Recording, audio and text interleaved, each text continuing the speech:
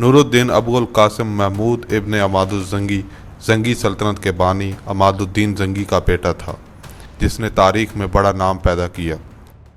नूरुद्दीन फरवरी 1118 ईस्वी में पैदा हुए।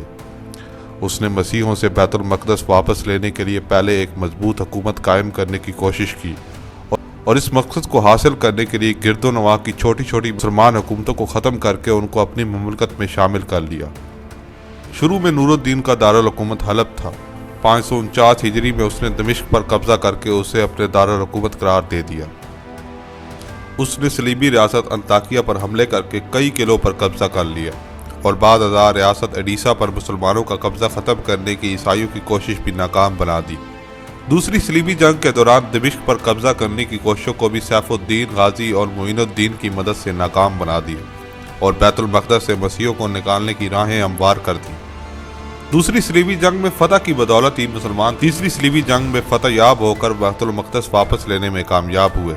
इस ज़माने में मिस्र में फातमी हुकूमत कायम थी, लेकिन वो अब बिल्कुल कमज़ोर हो चुकी थी और मिस्र चूँकि फ़लस्तीन से मिला हुआ था, इसलिए मसीही इस पर कब्ज़ा करना चाहते थे।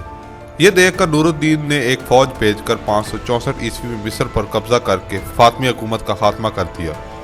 मिस्र पर कब्ज़ा करने के बाद नूरुद्दीन ने बैतुल मक़दस पर हमला करने की तैयारियां शुरू कर दी। बैतुल मक़दस की मस्जिद उमर में रखने के लिए उसने आला दर्जे का मिंबर तैयार करवाया।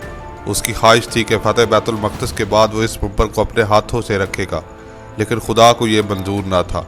नूरुद्दीन अभी हमले की तैयारियां ही कर रहा था कि ज़ंगी को हशाशीन ने जहर दिया, जिससे उनके गले में सोजिश पैदा हो गई, जो कि उनकी मौत का बायस बनी। 15 मई 1174 ईस्वी को उनका इंतकाल हो गया। इंतकाल के वक्त नूरुद्दीन की उम्र 58 बरस थी। नूरुद्दीन ज़ंगी बहादुरी में अपने बाप की तरह था। एक मरतबा जंग में उसे दुश्मनों की सफ़ में बार बार घुसते देखकर उसके एक मसाहिब कुतुबुद्दीन ने कहा, ऐ हमारे बादशाह, अपने आप को इम्तिहान में ना डालिए।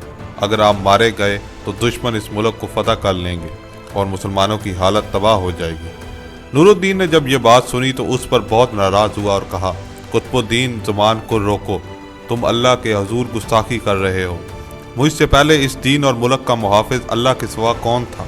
नूरुद्दीन ने शरीयत की खुद पाबंदी की और अपने साथियों को भी पाबंद बनाया। नूरुद्दीन सिर्फ एक फातेह नहीं था, बल्कि एक शफीक हुक्मरान और इल्म परवर बादशाह था।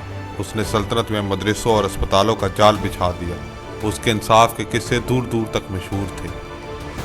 नूरुद्दीन की इन खूबियों और कारनामों की वजह से उस ज़माने के एक मुअर्रिख इब्न असीर ने लिखा है कि मैंने इस्लामी अहद के हुक्मरानों से लेकर इस वक्त तक के तमाम बादशाहों की तारीख का मुताला किया, लेकिन खुलफाए राशिदीन और उमर बिन अब्दुल अजीज़ के सिवा नूरुद्दीन से ज़्यादा बेहतर फरमानवा मेरी नज़र से नहीं गुजरा।